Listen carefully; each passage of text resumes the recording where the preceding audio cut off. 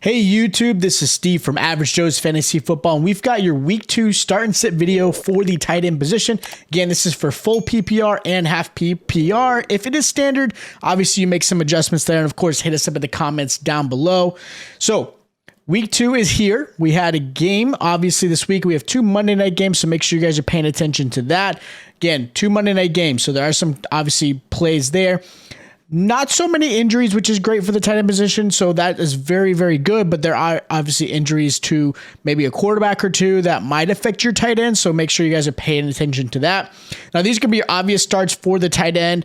These are guys you should be starting in their lineup. These are obviously the top-tier tight ends. Even like a guy like Kyle Pitts, who underperformed, he's still someone I'm going to start week in and week out, unless something absolutely goes crazy.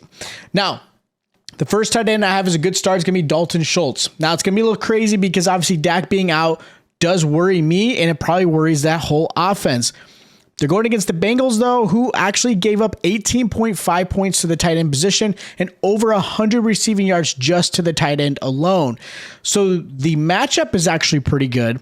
Schultz did get targeted very heavily in that game, whether it be obviously the end with Cooper Rush and then, of course, Dak himself. So there were a lot of targets going his way, which is a reason why I still think he's going to get targeted very heavily. Usually the backup tight ends, or in general, tend to rely and lean on the tight end over maybe a receiver. Now, you do have CeeDee Lamb still on the outside, which will help, but I do think Dalton's going to get 8 to 9 to maybe even 11 targets in this game like he did last week and still get you about 12 to 15 points. So I do like him a lot this week. I'm still starting him even with Dak being out. Another guy I'm starting this week is going to be Tyler Higbee. Going against the Falcons. Falcons actually did not perform very well at all. They gave up 21.6 points to the tight end position, which was huge. On top of that, Higbee was targeted 11 times in that first game. He did have some drops. He didn't look really, really good, but those 11 targets are not a sham. I think he's still going to get very, very targeted heavily. And it might be more like 7 to 8 targets, but that's still a large amount that will help him get into that double-digit aspect for you guys. Again, if you get 10 to 15 points from your tight end, that's amazing. That most tight ends obviously don't get that high consistently enough where you're like, wow. But Higbee can definitely get to that for you guys. Now, the last tight end I think is going to be a really good start for you guys. It's going to be a Zach Ertz. Now, Zach Ertz obviously saved his performance with that touchdown. He was just under 10 points. But he's going against the Raiders, who actually have given up 19.8 points to the tight end and over 70 yards to the tight end as well. So the yardage is there. The target's going to be there.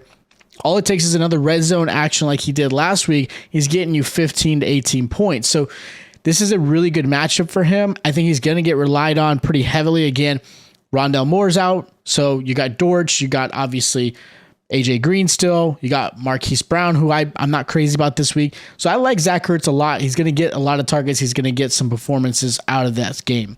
Now, first guy I'm going to sit, and I hate to say this because a lot of people probably picked him up off of waivers, is Will Dissly. Look, you're going against the 49ers, who gave up 0 points to the tight end. Now, that game obviously was a little different. You're dealing with a heavy rain game. Fields wasn't very accurate. Cole Kmet did get targeted 3 times in that first game, but there was nothing. So obviously the 49ers look really good. The reason why I still think this is a really tough matchup for Dissly is that he was only targeted 3 times. Okay. You're not expecting Geno Smith to be a Russell Wilson, even though they did get the win. And on top of that, I love the linebackers and pass rush that the 49ers have that will actually make this really hard and tough on Geno, which is why I don't think Dissly is going to be somebody I'm going after as a good start. Another guy I'm sitting is going to be Cole Kmet. He's going against the Packers. Packers actually do a pretty good job at holding him. They held the tight end to 5.9 points last week and under 20 receiving yards. And on top of that, like I mentioned earlier, the Fields had struggled. He wasn't very accurate. He did try to get the ball to Kmet, but only 3 times, and Kmet came out with a dud. Now, I do like Cole Kmet for the season. I just don't think this is a really good matchup. And so this matchup for him is going to be a little bit of a tougher one. And Cole Kmet, again, he'll get some targets. I just don't think he's going to hit that double-digit mark for you. Last guy I'm going to have as a good sit is going to be Irv Smith Jr. Now, Irv Smith's somebody I've been hyping up all offseason. I think he's got the potential to be a really top-tier tight end. But The Eagles actually did a pretty good job stopping the tight end. They gave up 7.8 points last week. Tight ends were targeted 7 times in that game, but they only gave up 38 yards to the tight end. So they did a pretty good job of keeping them close. And again, really not allowing a lot of catches. Eagles linebackers are fast. They can get to the quarterback as well, which will help it a little bit tougher. On top of that, I believe this offense is kind of looking like a deep ball type of offense. You got Justin Jefferson, Thielen, Osborne. I don't know if Irv is going to really get the targets that I thought he was going to get. And again, this matchup's not great for him. So I'm putting him as a sit this week. Now, as far as some good sleepers, I've mentioned him before, is Evan Ingram. I like Evan Ingram a lot this season. I think he's going to really fill in to that, Dallas Goedert role like they did with obviously Dallas Goedert and the Eagles with Doug Peterson. Going against the Colts, Leonard's expected to be out again. And on top of that, with him being out, they gave up the third most points to the tight end with 22 points. They also gave up 2 receiving touchdowns to the tight end. So this is a really good matchup. Their performance wasn't great at all on the defensive side for the Indianapolis Colts. And again, with Shaquille Leonard being out, that's a huge one for him. And I think Evan's going to be targeted pretty heavily in this game. Again, he might get a touchdown, he might get 50, 60 yards, and he'll get you over those double digits. Another tight end I do like a lot this week is going to be Dallas Goedert going against the Vikings. Now, usually I put Dallas Goedert as a must start every single week, but with the addition of A.J. Brown, I think this actually is going to be something I might have to put in a sit or start or sleeper mode instead of that absolute start every single week.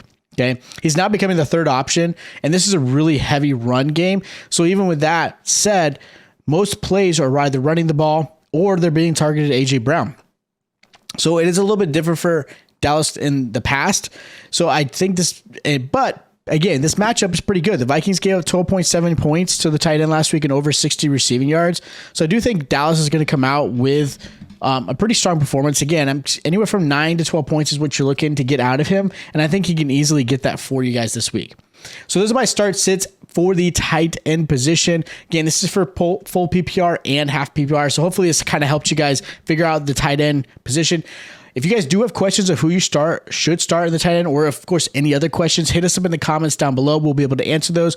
Or of course you can follow us on socials. We're on Twitter, Instagram. We'll be able to answer there as well. So that way we guys can help you out. If you guys did enjoy the content and you guys are new to the channel, make sure you hit the subscribe button and that notification bell is on. That way you guys are notified every time we drop a video just like this. Of course, hit the like button. It is greatly appreciated. It helps us with the YouTube algorithm. If you guys have any other questions, again, hit us in the comments. Make sure you check out our other start and sits for the other positions along the way: quarterback, running back, and wide receiver. Again, to get you guys ready for week 2.